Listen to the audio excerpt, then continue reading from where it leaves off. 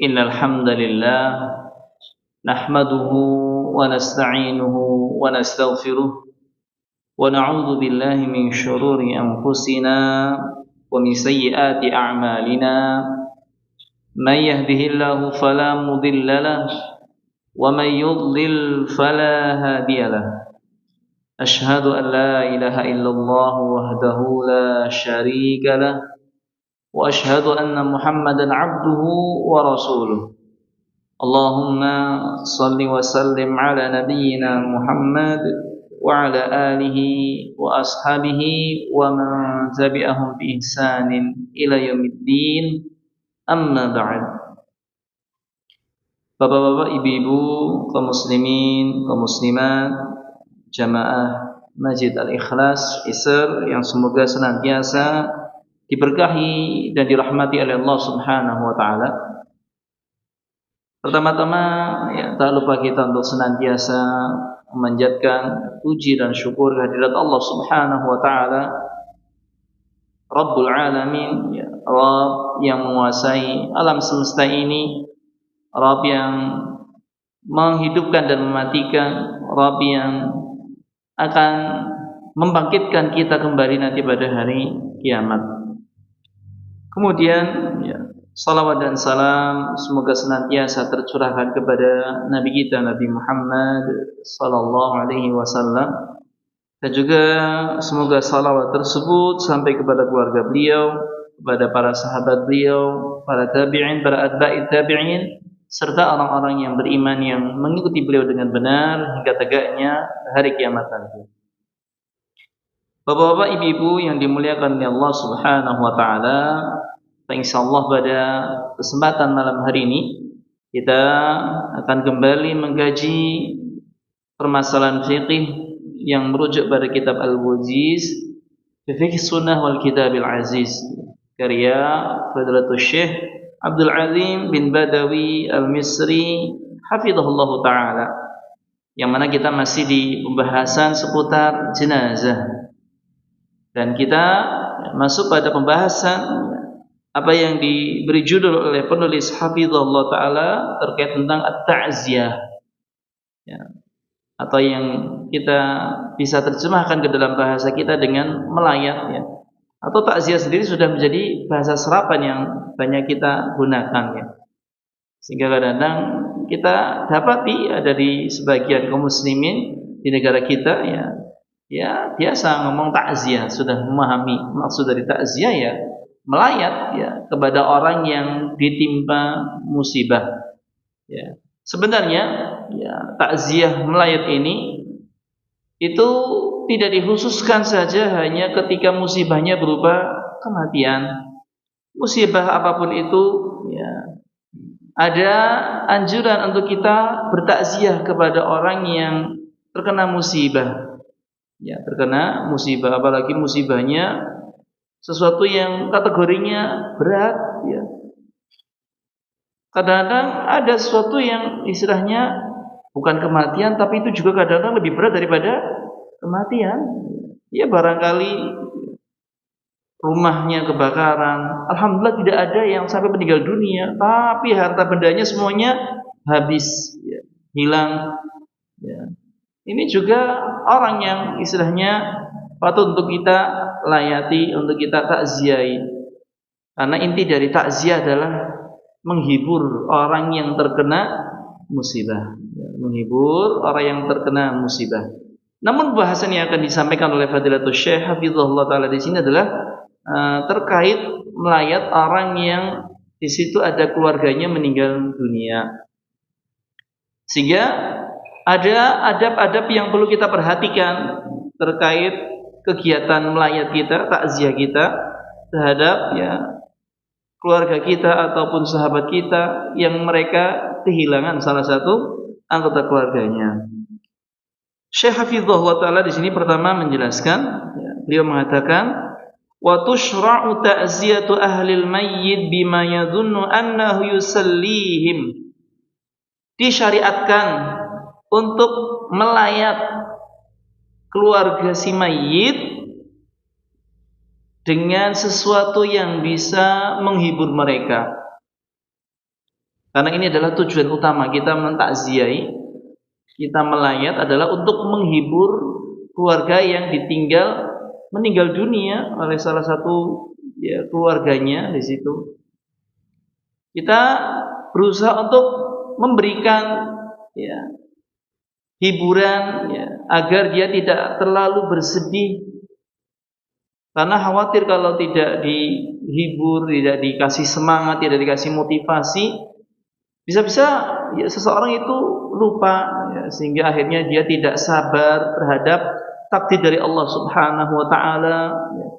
Akhirnya dia bisa jadi mungkin mengingkari keimanan kepada takdir Allah Subhanahu wa taala. Itu bisa saja terjadi.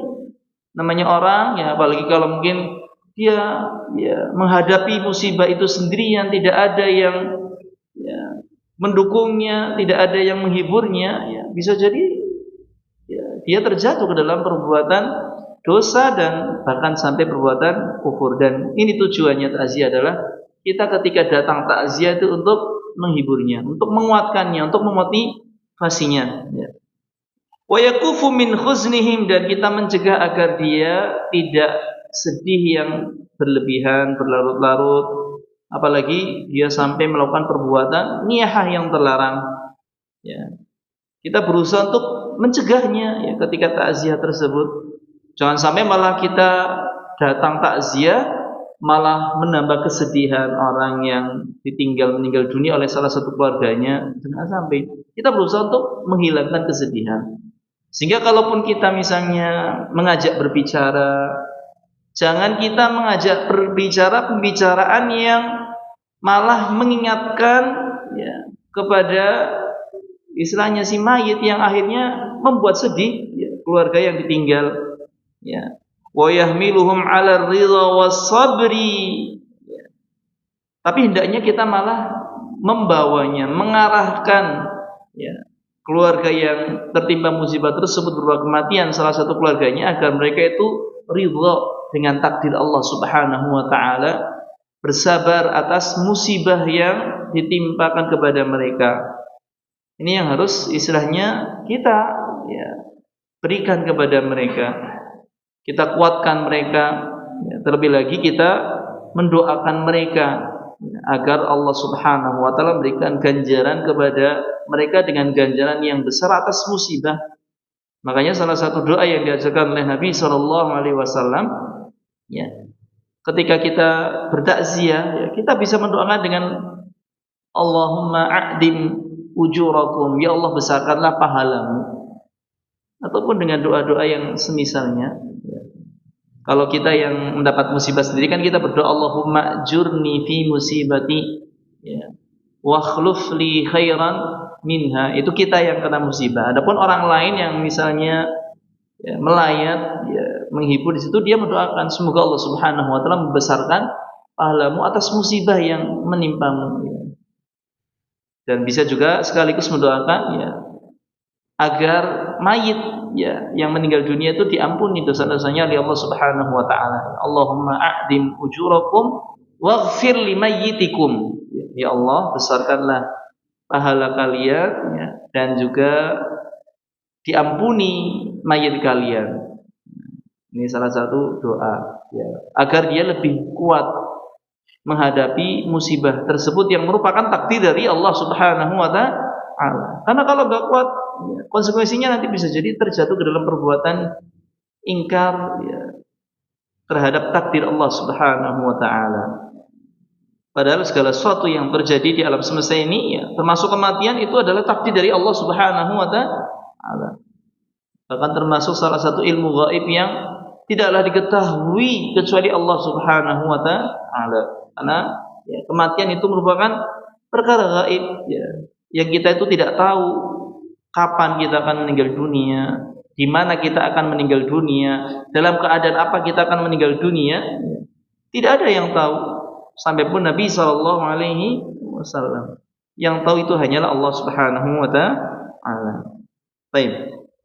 Kemudian Syekh juga di sini mengatakan bima yasbutu anhu sallallahu alaihi wasallam in kana ya'lamuhu wa yastahdiruhu. Hendaknya ketika dia takziah kemudian orang yang ditakziah itu ya, mengetahui akan kehadiran kita, ya, maka hendaknya kita menemuinya dan tadi menyampaikan ya apa yang menjadi bisa pelipur lara, penghiburnya, dan terlebih lagi tadi motivasi agar lebih bersabar lagi terhadap takdir Allah Subhanahu wa taala. Kemudian kita doakan kita secara langsung.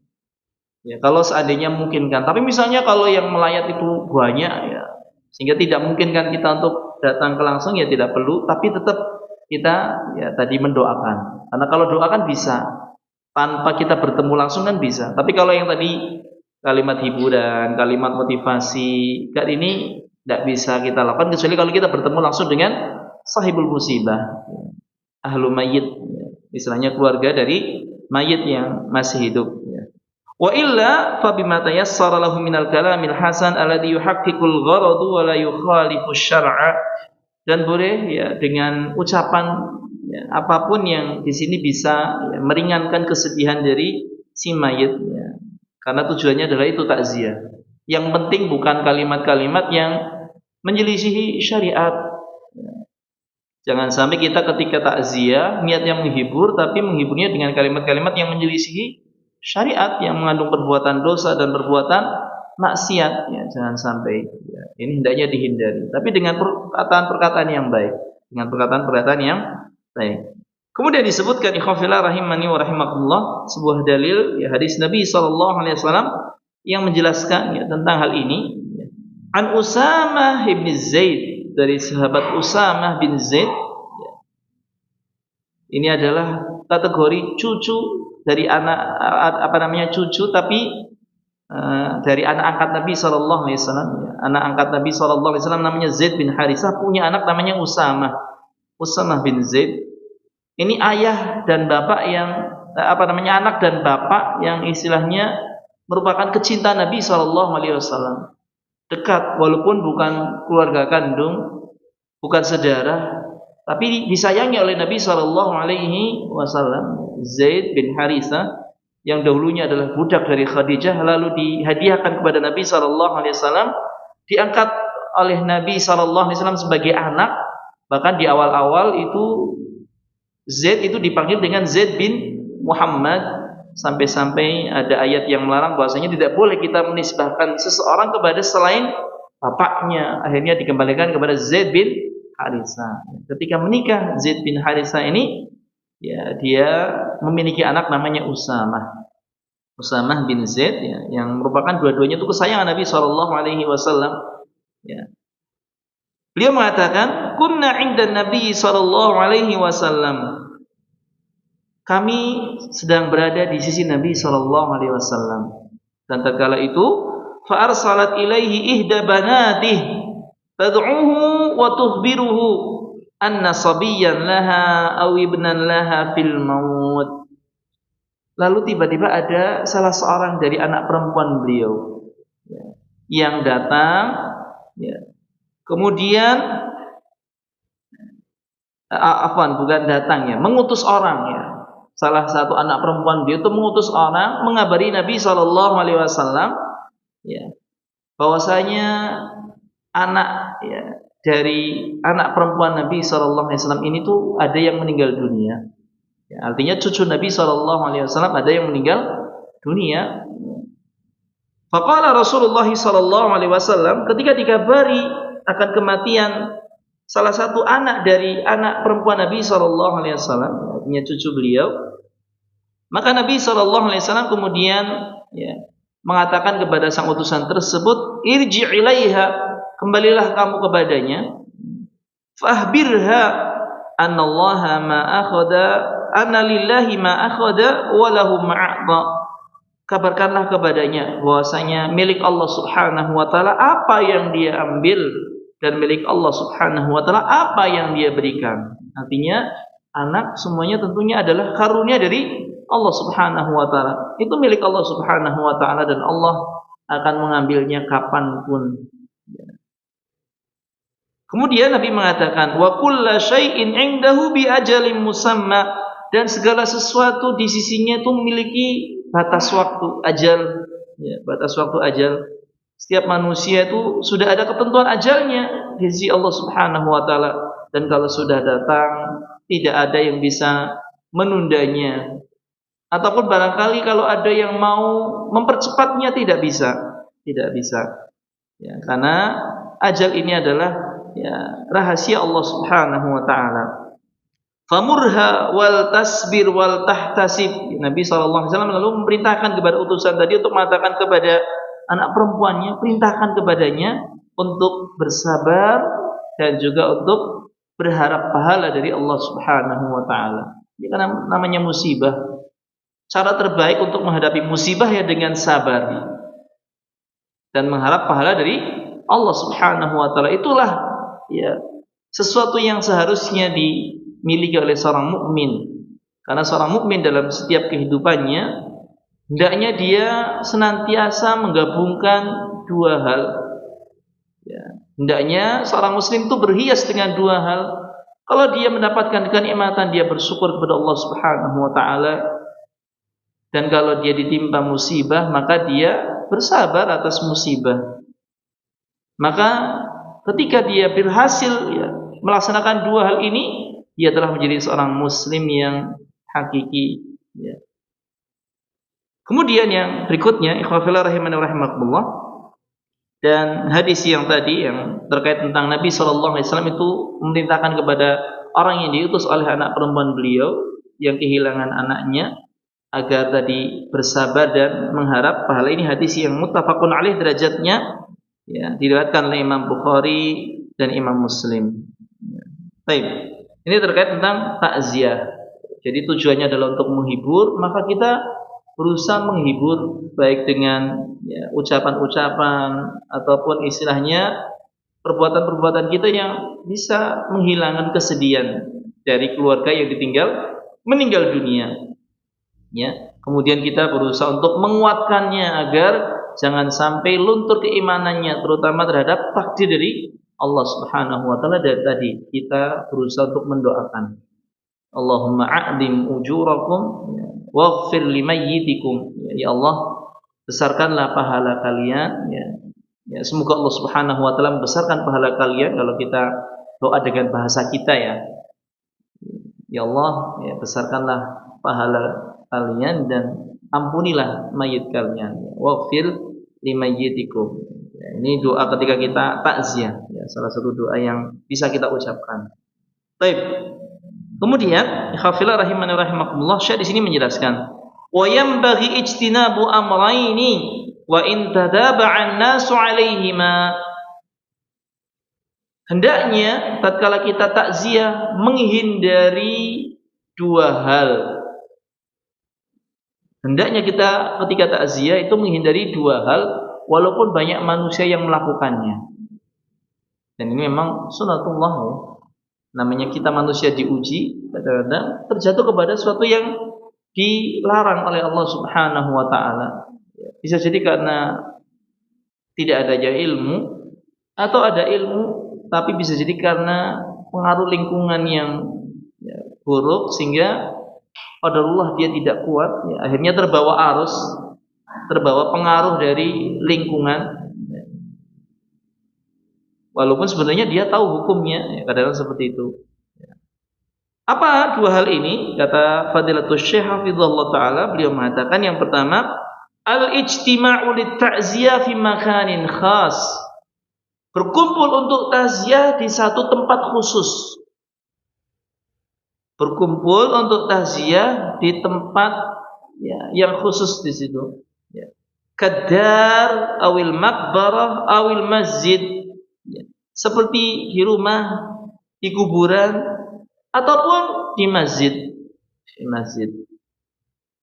Ini bukan istilahnya dalam rangka pengurusan jenazah, bukan ya. Sekedar takziah.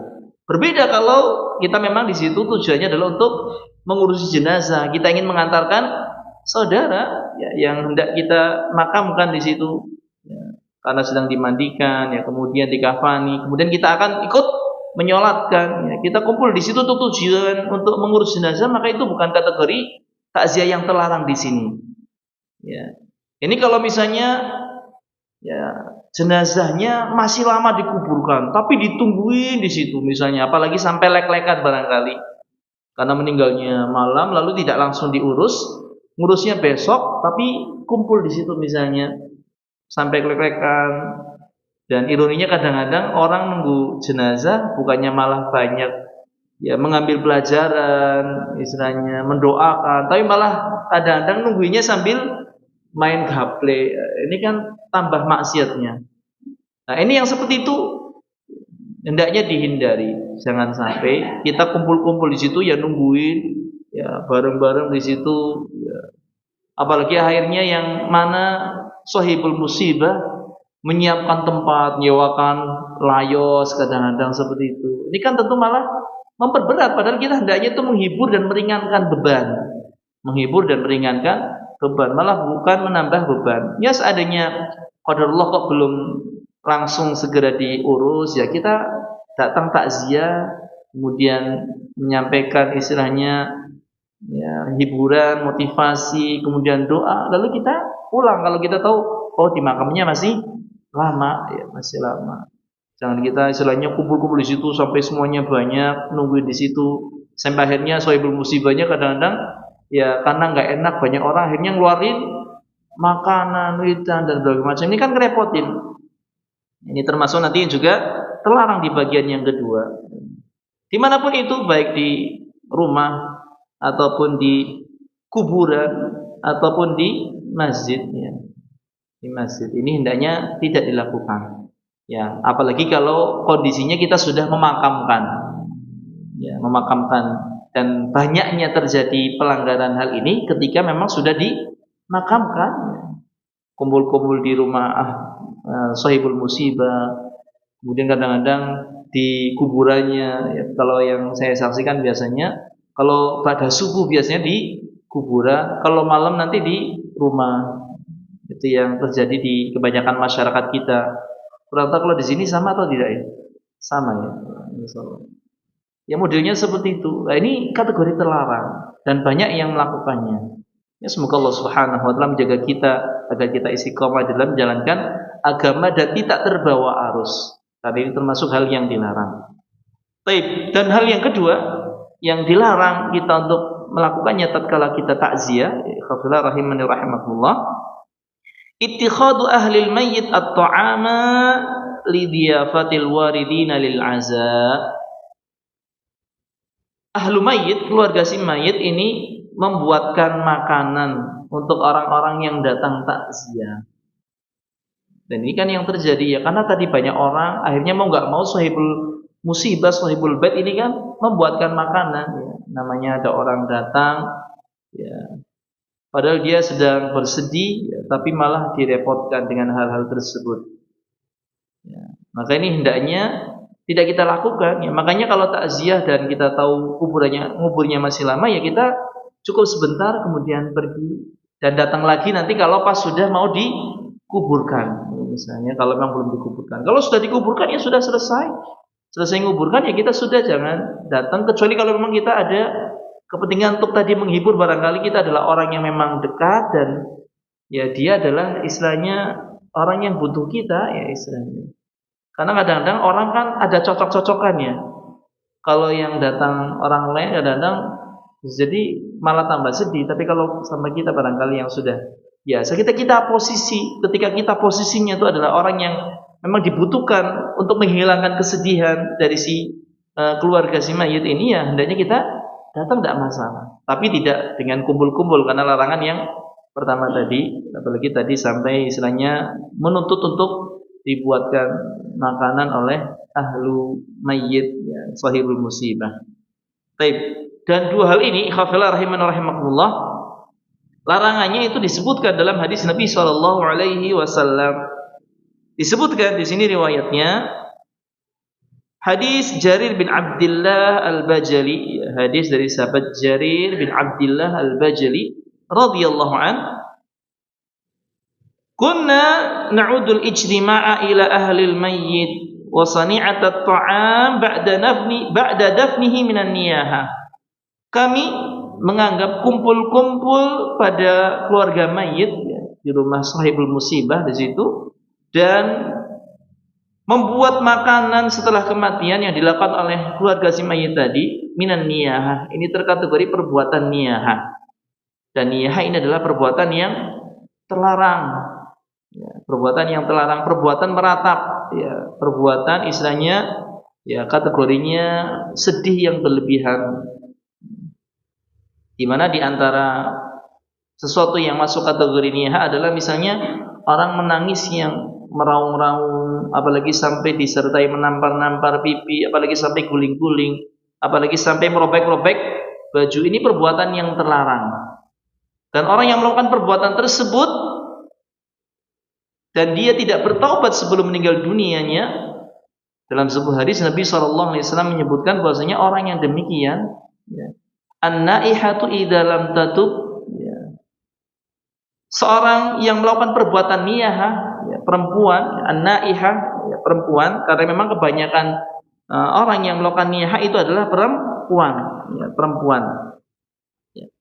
Tapi ini juga bisa terjadi pada laki-laki, ya. Ketika ada orang yang melakukan naihah ini, ya, dan dia tidak bertaubat kepada Allah Subhanahu wa taala, tuqamu yaumal qiyamah wa 'alaiha shirbalun min qatiran wa dhir'un min jarab. Ya.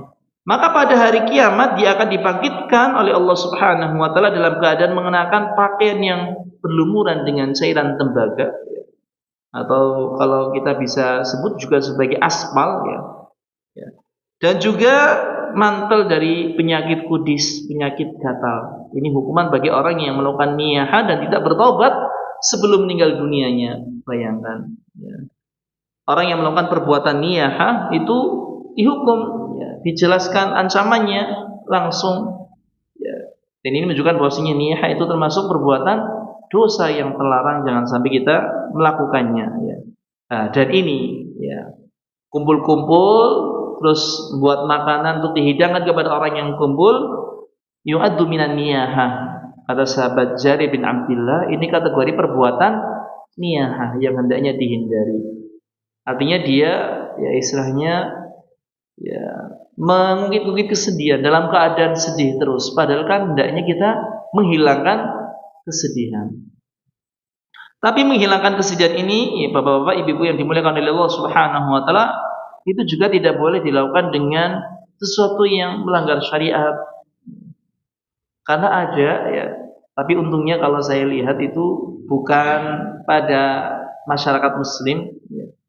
Tapi khawatirnya nanti ada istilahnya masyarakat muslim yang menirunya, di mana ada sebuah video yang, ya, kebetulan pernah saya lihat, tapi ini orang-orang Nasrani, ya, orang-orang Nasrani ada yang meninggal dunia malah nyanyi-nyanyi kayak malah, ya, konser di situ. Di depannya ada jenazahnya, ya, ada jenazahnya. Mereka menghilangkan kesedihan tapi dengan cara yang mungkar, dengan cara yang batil, ya. Kita tahu bahwasanya musik itu termasuk sesuatu yang kategorinya juga haram, ya. Dari mana kita tahu haram? Ya, disebutkan dalam sebuah hadis Nabi SAW yang mengabarkan bahwasanya akan datang dari umatku mereka yang menghalalkan, ya, khamr, babi dan juga musik, ya. Berarti kan sebelumnya itu haram lalu dihalalkan. Jadi secara asal musik itu hukumnya haram, dan nanti akan datang orang yang menghalalkan, dan sekarang sudah banyak, ya, terjadi hal seperti itu. Nah, ini misalnya lagi ada musibah, nah, ini misalnya masyarakat muslim, kebetulan kita yang belum, yang sudah lihat itu masyarakat Nasrani ada seperti itu, ya. Ini semoga tidak terjadi pada kaum muslimin, misalnya tadi, ya, dalam rangka biar nggak bersedih, ya, istilahnya lalu kita datang takziah terus tadi, ya, nyanyi-nyanyi musik, ya, di situ. Maka ini sesuatu yang juga kategorinya terlarang, ya, terlarang. Menghibur tapi jangan sampai dengan sesuatu yang melanggar syariat, ya. Baik. Kemudian ikhwafillah rahimakumullah, ya, tadi terkait tentang, ya, bahwasanya kumpul-kumpul dan membuat makan untuk orang yang kumpul-kumpul ini kategori perbuatan niyahah. Ini hadis yang sahih derajatnya dikeluarkan oleh Imam Ibnu Majah dalam kitab sunannya. Kemudian yang berikutnya, Fadilatul Syekh hafizahullah taala beliau mengatakan, wa innamas sunnah an yasna'a aqriba'ul mayyit wa jiranuh li ahlil mayyit ta'aman yushbi'uhum. Tetapi yang sunnah adalah kerabat-kerabat dari mayit, tetangga-tetangganya ini yang membuatkan makanan lalu diberikan kepada ahli mayit, keluarga si mayit yang ditinggal meninggal dunia di situ. Buatkan makanan yang bisa mengenyangkan mereka ya. Karena umumnya orang terkena musibah itu tidak memikirkan makanan, boro-boro buat makanan, kadang-kadang nafsu makan saja hilang ya, hilang. Maka hendaknya kita membuatkan makan untuk mereka, tapi tentunya ya jangan istilahnya berlebihan sampai nanti akhirnya hampir semuanya itu buatin malah jadi mubadir juga, jangan istilahnya. Ya tentunya yang paling dekat di situ yang paling ditekankan untuk membuatkan makanan tadi supaya ya kebutuhan pokoknya dia terpenuhi ya. Karena namanya orang bersedih seringnya ya memikirkan makanan itu ya tidak sampai ke situ ya. Bahkan seringnya kadang-kadang sampai telat ya. Enggak makan-makan dari pagi sampai sore kadang-kadang karena ya rasa sedih tadi, enggak ada nafsu makan. Seandainya ada makanan saja kadang-kadang tidak pengen makan ya.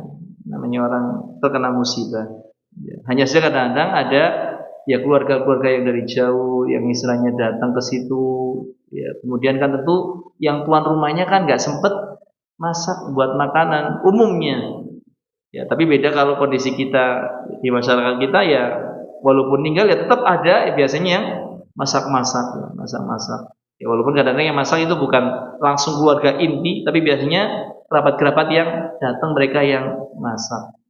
Kalau masaknya tujuannya adalah untuk keluarga, itu tidak masalah. Tapi kalau kategorinya nanti buat makanan untuk orang-orang yang takziah, istilahnya di situ kumpul-kumpul dan kemudian disediakan makanan, ini kategorinya terlarang berdasarkan hadis yang sebelumnya. Ya.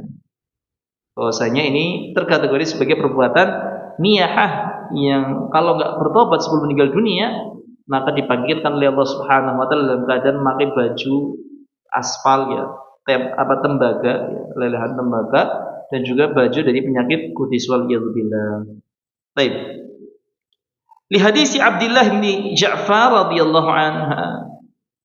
Perintah untuk ya membuatkan makanan bagi keluarga yang ditinggal meninggal dunia ya di sini adalah berdasarkan hadis yang diriwayatkan oleh Abdullah bin Ja'far. Abdullah bin Ja'far, dan Ja'far ini adalah sepupu Nabi sallallahu alaihi wasallam, anaknya Abu Talib, saudaranya Ali bin Abi Talib, yang mana meninggal pada perang Mu'tah. Perang Mu'tah. Ya, di sini ya Abdullah bin Ja'far radhiyallahu anhu beliau mengatakan lamma ja'a na'yu Ja'farin hina qutil. Tatkala datang kabar ya, tentang kematian Ja'far di medan perang ketika menjadi panglima ya. Qala Nabi sallallahu alaihi wasallam, Nabi sallallahu alaihi wasallam bersabda, "Isna'u li ali Ja'far ta'aman." Buatlah untuk keluarga Ja'far makanan. Qad atahum amrun yashghaluhum, telah datang perkara yang menyibukkan mereka ya, kesedihan karena ditinggal meninggal dunia oleh sosok ya kepala keluarga ya Ja'far ya. Kemudian ya, disebutkan au atahum ma yashghaluhum ya, mendatangi mereka perkara yang menyibukkan mereka. Sehingga di sini ada sunnah untuk kita membuatkan makan untuk keluarga si mayit. Kalau adatnya kita kan malah bukan membuatkan makanan ya, ngirimi bahan mentah ya, beras. Ini malah ngerepoti ya istilahnya. Apalagi yang unik lagi, berasnya ini kadang-kadang dianggapnya sebagai hutangan. Kan ada ya yang nanti kalau pas ada sananya meninggal dunia nyaur gitu. Kadang-kadang ada seperti itu. Walaupun ya insya Allah sih nggak ada ya. Cuman kadang-kadang kan orang dulu dia datang, saya harus datang juga. Kadang-kadang ada anggapan seperti itu. Kayak anggapan itu sebagai hutang. Ya, maka ini hendaknya dihindari. Semisal kondangan saja istilahnya ya, kalau kita kondangan, ini saya sering mengkritisi terkait tentang praktek kondangan yang mana kalau kita kondangan menghadiri pesta pernikahan, kemudian kita nyumbang ditulis dianggapnya sebagai hutang. Ini hendaknya jangan kita biasakan. Karena namanya hutang, kalau belum dilunasi, kita meninggal dunia masih terbawa. Kalau misalnya kita mengadakan pesta pernikahan, lalu mengundang orang, orang ngasih hadiah, ya maka kita jangan anggap itu sebagai hutang. Orang yang dikasih hadiah pun itu mengabukan hutang, yang ngasih hadiah pun tidak menganggapnya sebagai hutang. Sehingga tidak perlu untuk dicatat, apalagi detail ya, berapa ya, banyak, ya, berapa berat. Ini hendaknya tidak perlu. Dan saya sendiri mendapati ya, ibu saya meninggal dunia tuh hutang kondangan tuh banyak. Ya, dan kasihan ya bapak saya istilahnya nanti harus nyaur nanti ada hajatan dilihat catatan nyaur. Ya walaupun seperti itu. Ya kalau pas kebetulan orang yang ditinggal meninggal dunia tuh mampu. Kalau enggak ya akhirnya berarti dia membawa beban hutangnya ya, karena belum dilunasi oleh keluarganya yang masih hidup. Ini kalau kebetulan yang istilahnya ditinggal meninggal dunia masih hidup itu mampu. Ya. Tapi kalau misalnya nggak mampu, ya berarti kondisinya dia meninggal dunia dalam keadaan membawa hutang dan itu menjadikan ya rahnya itu tergantung ya, tidak langsung mendapatkan nikmat walaupun dia adalah orang yang baik, orang yang saleh. Bahkan ketika nanti waktunya ya, di surga saja, ketika hutang ini belum selesai urusannya, dia tertahan tidak bisa masuk surga, dilunasi dulu istilahnya. Dan ketika di akhirat kan kita tidak bisa membayar dengan uang, ya, tapi dengan amal saleh. Ya, amal saleh bisa jadi orang ya hutangnya banyak, amal salehnya, pahalanya habis untuk bayar hutang dan itulah yang menjadi penyebab seseorang itu muflis pada hari kiamat. Ya. Maka hendaknya kita meminimalisir membuka pintu hutang. Ya, membuka pintu hutang. Makanya ketika memang kita ya tadi ngasih beras ya hendaknya ngasih beras biasa saja tanpa ada istilahnya ikatan hutang. Ya. Baik. Dan kalau bisa yang ngasihnya sebenarnya yang dianjurkan adalah matang ya karena Nabi mengatakan isna'u ya li ali Ja'far ta'aman, makanan yang artinya siap disantap ya. Dan yang punya kewajiban sebenarnya yang paling dekat di situ yang memang benar-benar tahu istilahnya kebutuhan apa yang dibutuhkan oleh keluarga si mayit. Ya, jangan sampai akhirnya semuanya memberikan dan malah terjadi mubazir di situ. Ya, terjadi mubazir. Namanya makanan kadang-kadang kan ada ya waktunya bisa jadi basi, ya, tidak tahan lama. Wallahu ta'ala alam bishawab. Sudah masuk azan? Kita jeda untuk azan terlebih dahulu. Tafadhol.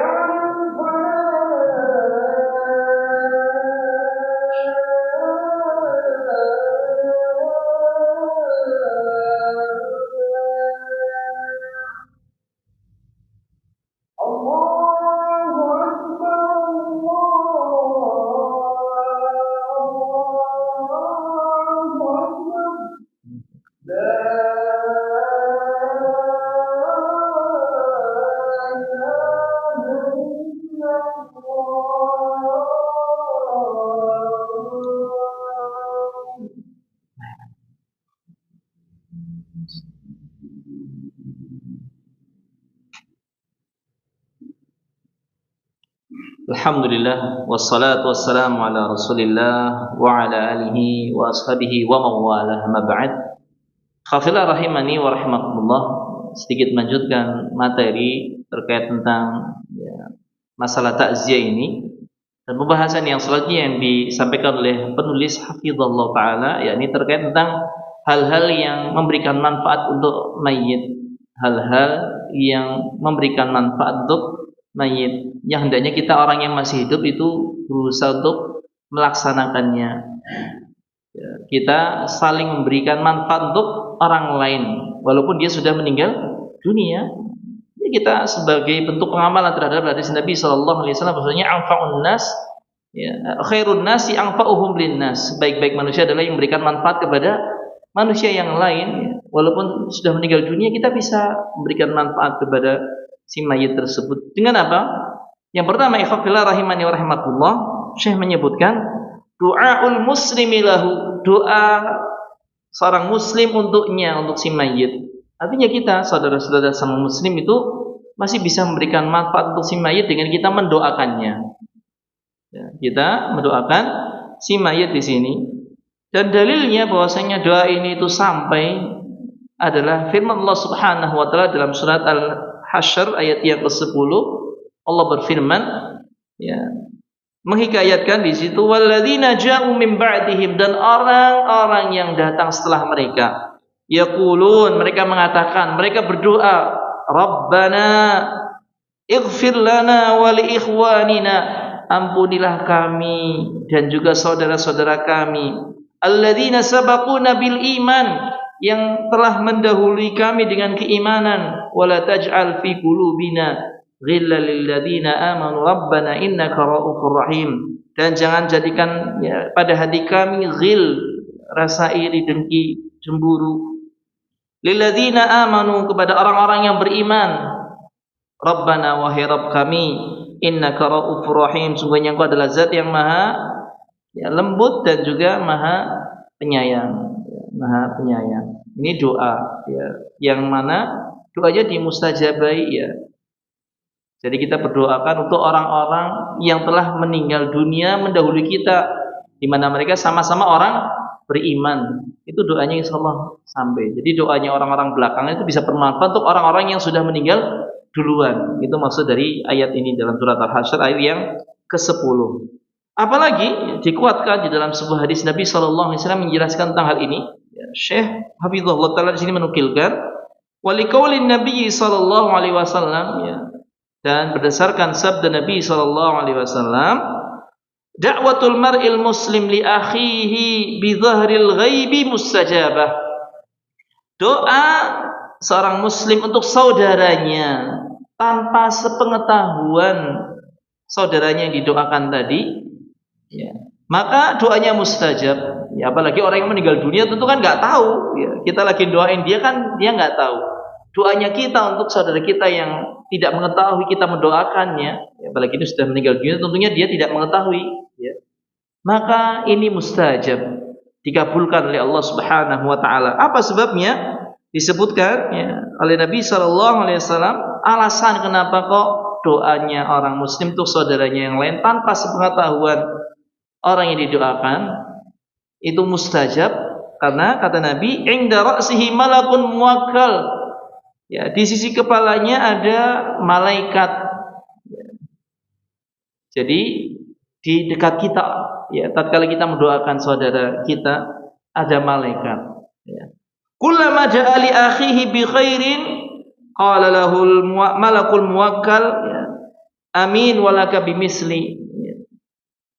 Tatkala kita mendoakan kebaikan untuk saudaranya, ya, untuk saudara kita, ya, kita tatkala mendoakan kebaikan untuk saudara kita, maka malaikat yang senantiasa mendamping kita, menjaga kita, dia mengatakan amin. Ya. Dan aminnya malaikat itu makbul, mustajab. Apalagi ternyata tidak sampai di situ, malaikatnya mendoakan walaka bimisl, dan bagimu yang semisalnya. Makanya termasuk amalan yang sangat dianjurkan sekali adalah kita mendoakan saudara-saudara kita, baik yang masih hidup maupun yang sudah meninggal dunia, dalam keadaan tidak diketahui oleh orang yang kita doakan. Itu pahalanya sangat banyak sekali dan diijabahi. Di antaranya doanya adalah doa yang berbunyi Allahumma ighfir lil muslimina wal muslimat wal mu'minina wal mu'minat al ahya'i minhum wal amwat innaka sami'un qaribun mujibud da'wati ya qadiyal hajat. Ini kan doa ampun untuk semua kaum muslimin mukminin tanpa diketahui orang yang didoakan tersebut kita doakannya. Itu diaminin oleh malaikat dan malaikat mendoakan untuk kita yang semisal, dan kita tahu aminnya malaikat itu mustajab. Amin dari malaikat itu mustajab. Makanya banyak-banyakin. Termasuk amalan hari ini yang dianjurkan untuk kita memperbanyaknya. Ya. Dan doa tadi kan mencakup semua orang beriman yang sudah meninggal dunia ataupun yang masih hidup ataupun yang nanti akan hidup di masa mendatang. Betapa banyak kebaikan yang kita dapatkan. Tapi kadang-kadang betapa banyak orang yang tidak menyadarinya dan lalai tidak membaca doa ini. Ya. Paling-paling kadang-kadang kita doanya pas lagi dengar khutbah Jumat ini ngaminkan di situ ya. Ketika khotibnya berdoa kita ngaminkan di situ ya. Maka hendaknya kita perbanyak ya, jangan cuma nunggu pas khotib khutbah saja. Kapanpun ya kita bisa berdoa dengan doa itu, karena ya pahalanya besar dan insyaallah dikabulkan. Kita juga akan mendapatkan ampunan dari Allah Subhanahu wa taala. Ya. Kemudian ya, afwan, ini hadisnya derajatnya ya, sahih, dikeluarkan oleh Imam Muslim.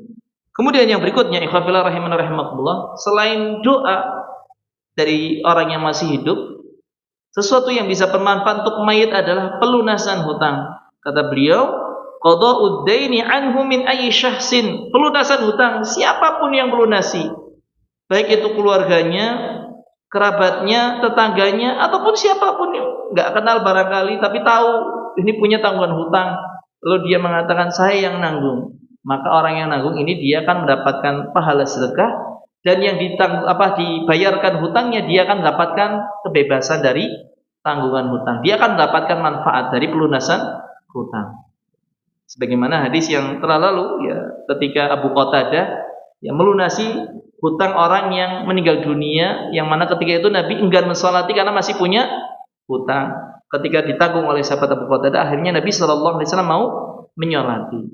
Nah, di situ. Maka pelunasan hutang itu memberikan manfaat kepada si mayit. Ya. Maka ya, ini sangat ya, ditekankan sekali, terutama bagi keluarga si mayit, untuk memastikan si mayit ini apakah masih ada tanggungan hutang ataukah tidak. Memastikan. Seandainya ada, maka hendaknya langsung dilunasi.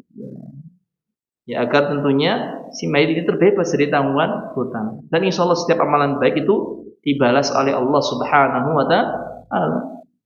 Ketika kita berbuat baik kepada si mayit, ya pas kita meninggal dunia, insya Allah kita juga akan mendapatkan balasan yang semisal. Barangkali kita ketika meninggal dunia, qadarullah kita ada tanggungan hutang. Kalau kita dulu ya pernah ya, istilahnya memberikan pembayaran hutang, pelunasan hutang, ya insya Allah kita akan juga dibalas dengan yang semisal. Karena sebagaimana sebuah ungkapan, al-jaza min jinsil amal, balasan itu sesuai dengan amalan. Ya, kita akan juga dibalas ya insya Allah. Dan ketika itu kita akan sangat butuh karena kita sudah nggak bisa melunasi. Tapi alhamdulillah Allah ya gerakan orang untuk bisa melunasi hutang kita. Itu salah satu bentuk harapan yang semoga dikabulkannya. Kemudian yang berikutnya di samping pelunasan hutang, kata Syekh Hafizahullah Ta'ala, sesuatu yang bisa mendatangkan manfaat untuk si mayit adalah qada'un nadri anhu, melaksanakan nazarnya. Melaksanakan nazarnya. Ini terutama bagi keluarga biasanya yang tahu si fulan ini meninggal dunia, sebelum meninggalnya dia punya nazar. Apalagi nazarnya nazar berupa ketaatan. Mau naik haji, berangkat haji, ya misalnya sudah ada niatan, sudah ada nazar misalnya di situ untuk berangkat ibadah haji, maka keluarganya yang masih hidup ya, dia punya tanggung jawab untuk melaksanakan nazarnya. Untuk melaksanakan nazarnya. Hal ini ya, disebutkan juga di sini sauman kana aw ghairah, ya, disebutkan di sini oleh Syekh Hafizahullah Ta'ala menyebutkan contoh ya, baik berupa puasa ataupun selainnya, karena kebanyakan nazar itu kan puasa ya. Saya mau puasa berapa hari, saya mau puasa berapa hari. Ini puasa ini termasuk ketika nazar, ya ini yang hendaknya ditunaikan nazarnya. Ya, apalagi tadi haji. Baik. Li hadis Sa'ad bin Ubadah, hadis ini berdasarkan hadis yang diriwayatkan oleh sahabat Sa'ad bin Ubadah radhiyallahu an, di mana beliau mengatakan annahu istafta Rasulullah sallallahu alaihi wasallam. Sahabat Sa'ad bin Ubadah ini meminta fatwa kepada Nabi sallallahu alaihi wasallam. Faqal, lalu beliau mengatakan, inna ummi matat wa alaihi nadhrun, ibuku meninggal dunia punya nazar. Ya. Faqal, maka Nabi sallallahu alaihi wasallam mengatakan, iqdhihi anha, tunaikan nazar dari ibumu. Tunaikan nazar dari ibumu. Ini menunjukkan bahwasanya menunaikan nazar dari orang yang sudah meninggal dunia ini termasuk sesuatu yang bisa meringankan dan bisa memberikan manfaat untuk mayit ya, karena dia terbebas dari tanggungan. Ya, ini hadis yang muttafaqun alaih, derajatnya dikeluarkan oleh Imam Bukhari dan juga Imam Muslim serta yang lainnya. Kemudian hal yang keempat, ikhwafillah rahimani rahimakumullah, ya, ma yaf'aluhu waladus salih minal a'malis salihah, apa yang dilakukan oleh anak yang saleh dari amal saleh, ketaatan-ketaatan, itu akan memberikan manfaat kepada si mayit ya. Tapi tentunya dengan sesuatu yang tidak bertentangan dengan syarat yang memang ada dalilnya diperbolehkan ya. Adapun kalau sesuatu yang sifatnya bid'ah, maka walaupun dilakukan oleh anak, ini tidak akan memberikan manfaat. Maka harus dipastikan apa yang dilakukan, amal salehnya itu akan sampai kepada mayit. Terlebih lagi salat 5 waktu yang dikerjakan, berbuat kewajiban, puasa, zakat, haji yang dilakukan oleh anak yang saleh, pahalanya itu akan sampai pula kepada orang tuanya. Makanya jadilah kita seperti ya, anak-anak yang saleh yang selalu beramal ibadah. Tatkala kita beramal ibadah, orang tua itu juga akan mendapatkan kiriman pahala atas apa yang kita lakukan. Apa dalilnya? Disebutkan di sini oleh Syekh Hafizahullah Ta'ala. Yang pertama adalah firman Allah Subhanahu wa Ta'ala dalam surat An-Najm ayat yang ke-39. Wa alaysa lil insani illa ma sa'a. Seorang itu tidak akan mendapatkan ya, ganjaran pahala kecuali atas apa yang dia kerjakan. Tapi ada penjelasan dari hadis yang menjelaskan, wa yaqulun nabiyyu sallallahu alaihi wasallam, ya, dan Nabi sallallahu alaihi wasallam bersabda, inna atyaba ma akala ar-rajulu min kasbi, sesungguhnya paling baiknya yang dimakan oleh seseorang adalah dari hasil tangannya sendiri. Wa inna waladahu min kasbih, dan sesungguhnya anak itu merupakan hasil usaha tangannya, hasil usaha dia ya. Artinya anak ini termasuk amalan ya. Sehingga anak ketika beramal, orang tua juga akan mendapatkan manfaat, kiriman pahala dari atas apa yang diamalkan oleh anaknya. Sehingga ini nasihat bagi ya, anak-anak yang sudah meninggal dunia oleh orang tuanya. Ya, siapapun kita umur 90 tahun kalau dia masih hidup, berarti kan dia dulunya punya orang tua ya. Maka dia hendaknya memperbanyak amal soleh juga agar ya orang tuanya mendapatkan kiriman pahala atas amal soleh yang dilakukan oleh anaknya ya. Baik. Ya, terlebih lagi ya disebutkan dalam ya, sebuah hadis yang kita tahu insyaallah semuanya tidak ada yang tidak tahu. Insyaallah semuanya tahu tentang hadis ini terkait tentang manusia kalau meninggal dunia itu terputus amalnya kecuali tiga perkara ya. Idza mata ibnu Adam inqata'a 'amaluhu illa min salas ya. Yang pertama adalah min shadaqatin jariyah, sedekah jariyah. Kemudian aw ilmin yuntafa'u bih, ilmu yang bermanfaat ya, dia mengajarkan ilmu dan ilmu ini diamalkan terus, diajarkan, diamalkan, maka dia akan mendapatkan kiriman pahala. Aw waladin salih yad'u lah, atau anak saleh yang mendoakannya. Jadi anak saleh mendoakan ya, ini juga memberikan manfaat kepada si mayit ya. Ini jadi bukan ya istilahnya ya, walaupun boleh orang lain berdoa, istilahnya mendoakan si mayit itu insyaallah bermanfaat, tapi doanya khusus anak saleh ini juga punya dalil yang khusus sehingga lebih kuat ya, dibandingkan barangkali anak saleh ini bayar orang lain untuk mendoakan. Karena doa ini kan sangat-sangat mudah ya, tidak perlu istilahnya kita merapal doa yang panjang lebar, apalagi ternyata doa tersebut itu malah tidak ada tuntunnya dari Nabi Shallallahu Alaihi Wasallam. Ya. Maka cukup dengan kita istilahnya dengan Rabbil li wali walidayya warhamhuma kama rabbayani shaghira. Kita perbanyak doa itu, insya Allah semuanya hafal ya, karena di istilahnya mazhab manapun, organisasi apapun, semuanya mengajarkan doa Rabbil li wali walidayya warhamhuma kama rabbayani shaghira. Kita banyak-banyak mendoakan kalau kita seharusnya sebagai anak, sebagai anak. Adapun kalau kita sebagai sama muslim ya kita dengan mendoakan tadi ya, terutama dengan yang berbunyi Allahumma ighfir lil muslimina wal muslimat wal mu'minina wal mu'minat al ahya'i minhum wal amwat innaka sami'un qaribun mujibud da'wat. Wallahu ta'ala alam bisawab. Ini saja yang mungkin dapat kami sampaikan pada kesempatan malam hari ini ya. Barangkali ada yang ditanyakan, kami persilakan.